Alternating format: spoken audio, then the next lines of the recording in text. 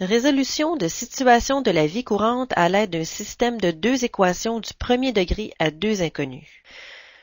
Dans cette capsule-ci, nous allons résoudre des mises en situation textuelles, donc des problèmes écrits, à partir desquels on pourra dégager deux équations à deux inconnus. Donc, on va former un système d'équations, tout comme vous avez vu dans les capsules précédentes. Au niveau deuxième secondaire, vous avez appris à traduire algébriquement un problème écrit par une équation à une variable. Voici un petit exemple. Jean et Marie possèdent ensemble 150 disques. Marie en a 30 de plus que Jean. Combien chacun possède-t-il de disques? Si vous vous souvenez bien, il fallait tout d'abord définir une variable. Donc, par exemple, x qui représente ici, par exemple, le nombre de disques que possède Jean. OK, donc le nombre de disques que possède Jean et puis le nombre de disques que possède Marie est donné en fonction du nombre de disques que possède Jean. Donc, on dit qu'elle en a 30 de plus que Jean. Alors, si X représente le nombre de disques que possède Jean, X plus 30 va représenter le nombre de disques que possède Marie. Et ensemble, ils ont 150 disques. Alors, le nombre de disques de Jean plus le nombre de disques de Marie doit égaler 150. Alors, vous aviez X plus 30 qui était l'expression qui représentait le nombre de disques que possède Marie. Donc, X plus 30 égale à 150. C'est ce que vous faisiez en deuxième secondaire. À ce niveau-ci, par contre, vous allez dégager deux équations à deux inconnus et vous allez résoudre le système par l'une des méthodes algébriques que vous avez apprises précédemment. Avant de s'attaquer au problème écrit, j'aimerais d'abord avec vous réviser quelques expressions algébriques de base qu'il arrive fréquemment d'avoir à traduire en langage mathématique. Donc, prenons x par exemple qui représente une certaine quantité. Alors, voici des expressions algébriques qui sous-tendent l'idée de multiplication. Alors, si par exemple dans un problème vous avez le double d'une quantité, vous allez traduire ça par 2x, le triple d'une quantité 3x, le quadruple 4x et ainsi de suite. Et aussi, attention au mot produit, qui veut dire aussi une multiplication. Donc, le produit de deux quantités x et y serait représenté par l'expression xy. Pour l'idée de division ou l'idée de fraction, la demi d'une quantité, on écrirait ça x sur 2, ou une demi x, donc la moitié de x, le tiers d'une quantité x sur 3, ou bien un tiers x, le quart d'une quantité, même chose, x sur 4 ou un quart x, et aussi le mot quotient, qui signifie le résultat d'une division. Donc, le quotient de deux quantités x et y serait x sur y. Des expressions qui évoquent maintenant l'idée d'addition. On ajoute ou on additionne 3, par exemple, à une quantité deviendrait x plus 3.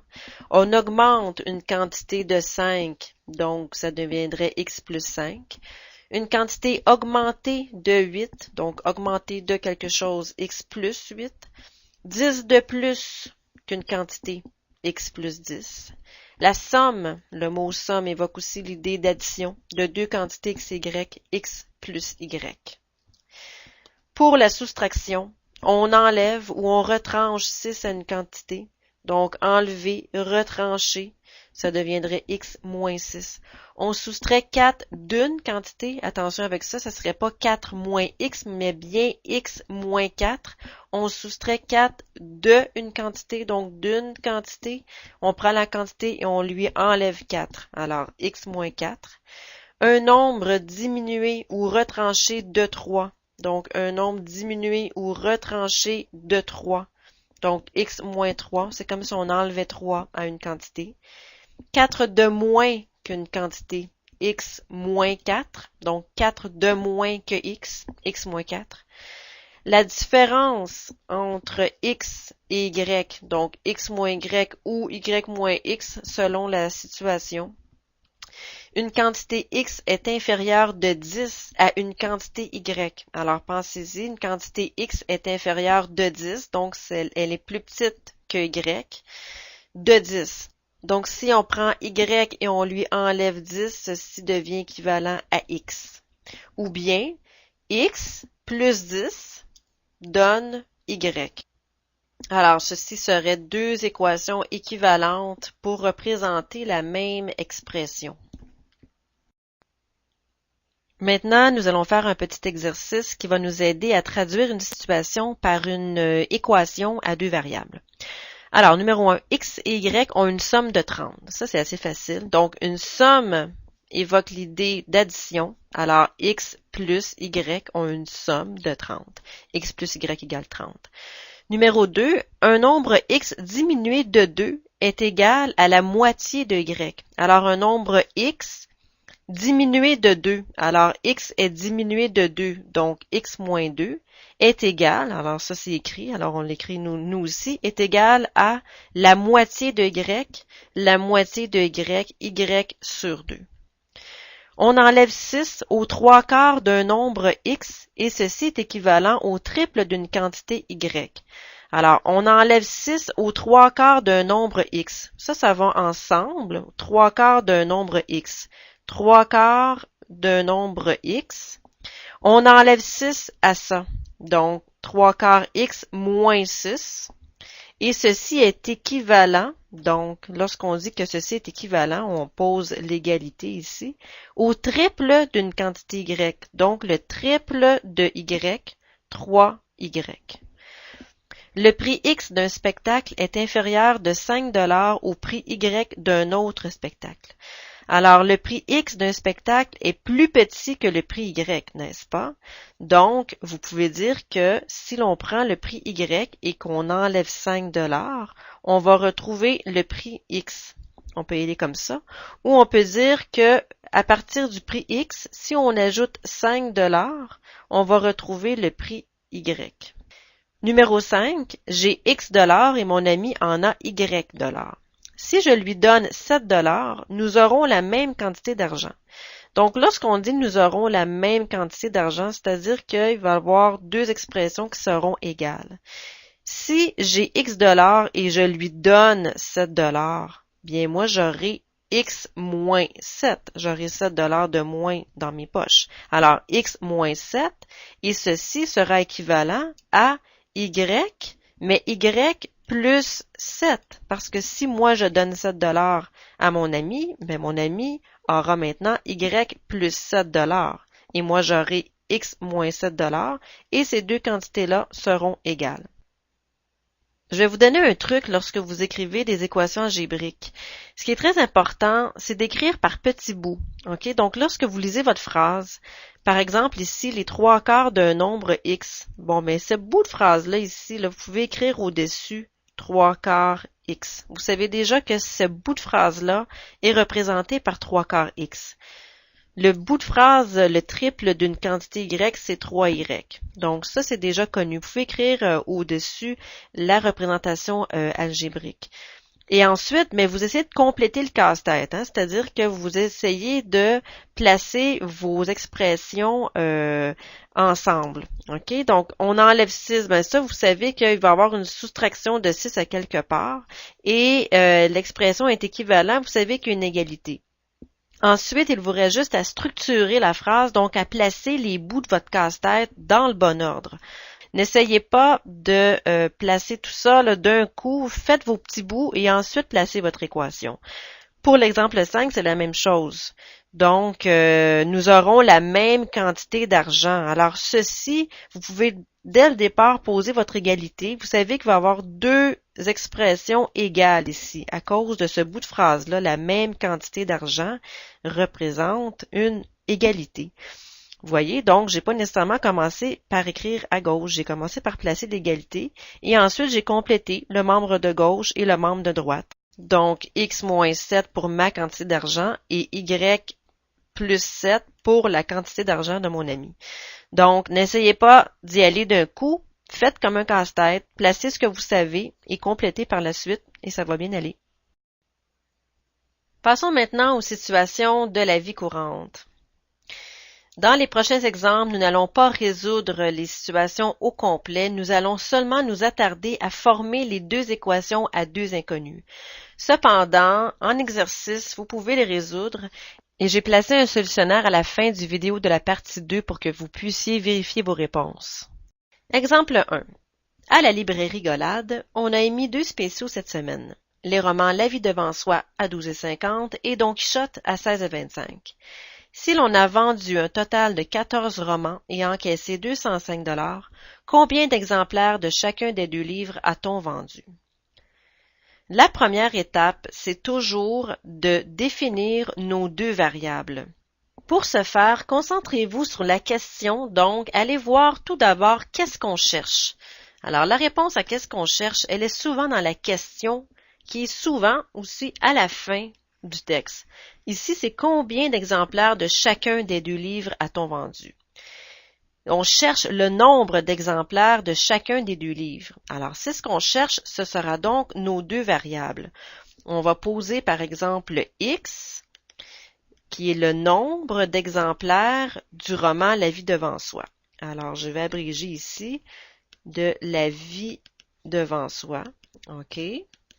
Ensuite de ça, Y, ce sera le nombre d'exemplaires du roman Don Quichotte. OK? Les 2 quantités X et Y représentent des valeurs numériques. Alors, c'est important lorsque vous définissez vos 2 variables X et Y de garder en tête que X et Y représentent des quantités. Le nombre d'exemplaires, combien d'exemplaires. Donc, c'est très important de définir X et Y de façon juste et claire, comme par exemple si vous écriviez X, la vie devant soi, eh bien ça, ce n'est pas suffisamment clair, et en plus, la vie devant soi ici, ce n'est pas quelque chose qui se numérise, ça ne représente pas une valeur. Alors, attention, il ne faut pas écrire X de cette façon-ci. Il faut bien écrire X représente le nombre, une quantité de quelque chose, le nombre d'exemplaires de la vie devant soi. D'accord? Ça, c'est très important, cette étape-ci, de bien définir X et Y de façon précise. Dégageons maintenant du texte les 2 équations à 2 inconnus. Je vais vous montrer ma façon à moi de fonctionner pour écrire les 2 équations à partir du texte. Ce n'est pas la même pour tout le monde, ce n'est pas la même pour tous les enseignants. En fait, on explique chacun de notre façon les choses. Alors, je vous montre un petit peu ce qui se passe, moi, dans ma tête lorsque j'essaie de dégager les 2 équations à partir d'un texte. Donc, moi, lorsque je vois dans le texte qu'il y a un total de 14 romans, OK? 14 romans au total vendus. Alors, lorsque je vois un total de quelque chose, je me dis que probablement, ce n'est pas certain, et si l'on se trompe, on peut recommencer, mais on suppose probablement qu'il va y avoir quelque chose comme égal à 14. Un total de 14 romans, ou 14 exemplaires si vous préférez. Bien justement, d'écrire les unités à la suite du nombre, ça nous aide à deviner un petit peu ce qui va à gauche de l'égalité. Un total de 14 exemplaires. Et regardez vos variables.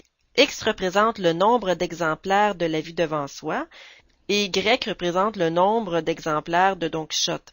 Donc, ensemble, en tout, on a 14 exemplaires. Donc, c'est clair que X plus Y égale à 14. Voici la première équation. Pour la deuxième, retournez dans votre texte et allez voir les autres valeurs numériques qui sont incluses. On a vendu un total de 205 $. Alors encore là, le 205, il y a des bonnes chances que le 205 se retrouve à quelque part à droite de l'égalité. 205 $, donc ça nous prend des dollars à gauche aussi de l'égalité, les mêmes unités.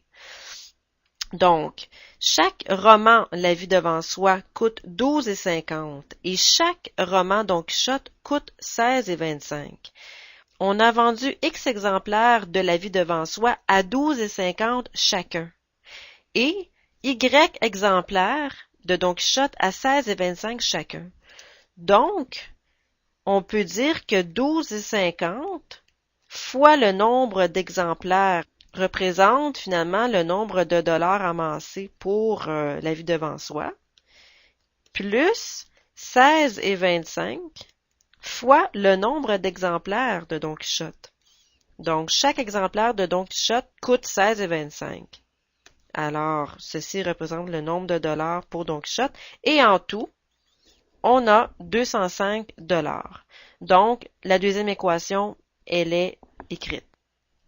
À cette étape-ci, on ferait la résolution du système d'équations suivant en utilisant soit les méthodes de comparaison, substitution ou élimination, comme vous voulez, et l'on trouverait les valeurs de x et y. Mais pour continuer, nous allons nous attarder seulement à la formation des deux équations. Donc, on va passer à l'exemple 2 tout de suite. Stéphanie, qui est entomologiste, compte 7512 insectes dans sa collection de papillons et de coccinelles. Sachant qu'il y a 5 fois plus de coccinelles que de papillons, combien d'espèces de chaque sorte compte-t-elle?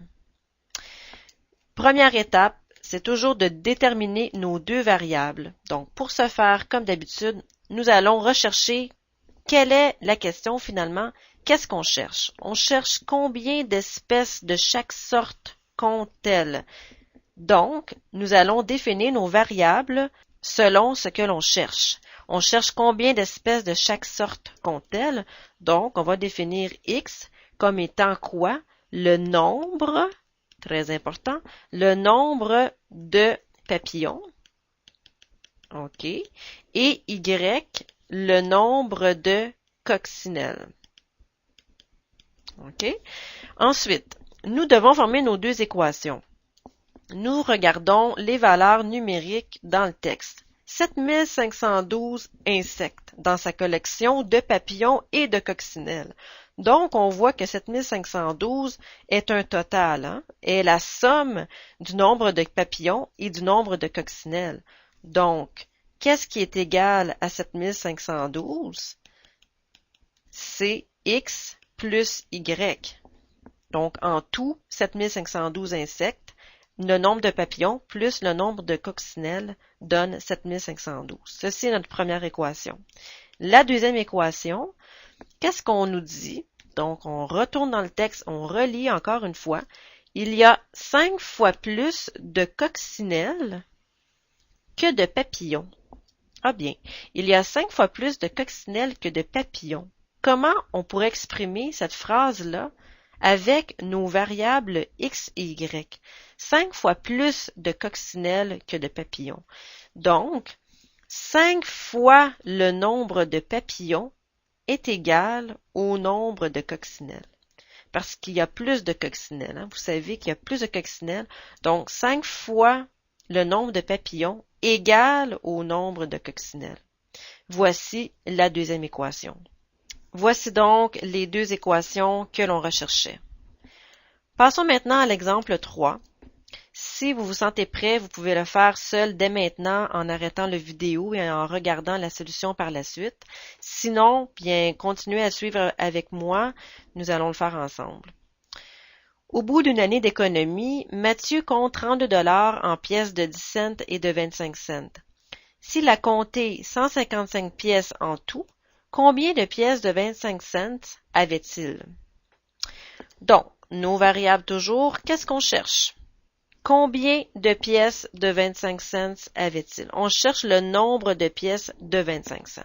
On va donc définir nos variables comme étant x, qui représente le nombre de pièces de 25 cents,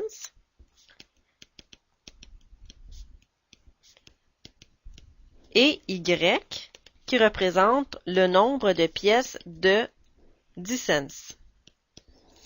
La question ici, c'est seulement de trouver le nombre de pièces de 25 cents, mais nous avons besoin des deux variables pour former les deux équations. Ensuite, on regarde dans le texte les valeurs numériques. Mathieu compte 32 $ en pièces de 10 cents. Donc, on a un total ici de 32 $ en pièces de 10 cents et de 25 cents. 32 $ en tout. Donc, si l'on pose une première équation qui va se terminer par 32 $, nous avons x pièces de 25 cents ici et y pièces de 10 cents. Chaque pièce de 25 cents vaut 25 cents. C'est assez évident. Donc, 25 cents, on va l'écrire en termes de dollars. Pourquoi? Parce que la valeur 32 est en dollars. Alors, il faut toujours exprimer le membre de droite et le membre de gauche dans les mêmes unités parce que c'est une équivalence ici. Donc, nous allons placer, comme je disais, le 25 cents en termes de dollars, donc 0,25 fois le nombre de pièces de 25 cents. X pièces de 25 cents fois 0,25 représente la valeur en dollars pour les 25 cents. Plus 10 cents fois le nombre de pièces de 10 cents représente la valeur en termes de dollars pour les pièces de 10 cents. Donc, ensemble, ceci représente 32 dollars. C'est notre première équation. Pour la deuxième équation, nous avons dans le texte ici un total de 155 pièces en tout. X représente le nombre de pièces de 25 cents et Y le nombre de pièces de 10 cents. Donc, si en tout nous avons 155 pièces, bien, il est clair que le 155 représente la somme de X et de Y. Voici notre système de deux équations.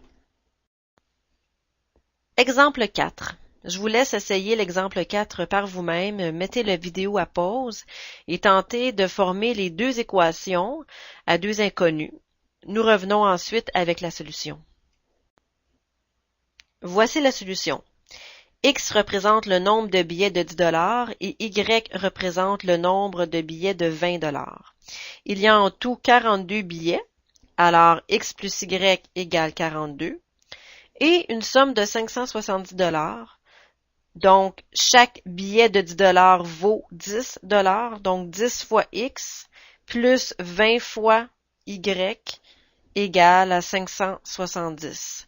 On remarque bien ici que les unités à droite ici sont des dollars. Ça ici, c'est en dollars et ça aussi, c'est en dollars. Alors, c'est correct comme ça. Pour l'équation 1, ce sont des billets, un nombre de billets. Et à gauche de l'égalité, vous avez également des billets. Petite note très importante, c'est que la définition des variables peut être inversée ici. Vous auriez pu définir par exemple X qui représenterait le nombre de billets de 20 $. Ça, c'est à votre choix. Vous pouvez poser X comme étant le nombre de billets de 20 $ et Y comme étant le nombre de billets de 10 $. C'est également bon. Okay? Vous pouvez définir vos variables comme vous le voulez. Mais les deux équations doivent être conséquentes à la définition que vous avez donnée aux variables. Donc, la première équation serait toujours ici X plus Y égale 42. Mais pour la deuxième, si X représente le nombre de billets de 20 $, vous auriez écrit plutôt 20X plus 10Y égale 570. Alors, dans les prochains exemples, il se peut que moi, je définisse X comme étant une certaine variable et que vous ayez défini Y comme étant cette variable-là. Ce n'est pas grave. Assurez-vous, par contre, que les équations ici sont équivalentes à celles que j'ai écrites. Donc, que tout ceci est équivalent à la solution que moi je présente. Ceci termine la première partie.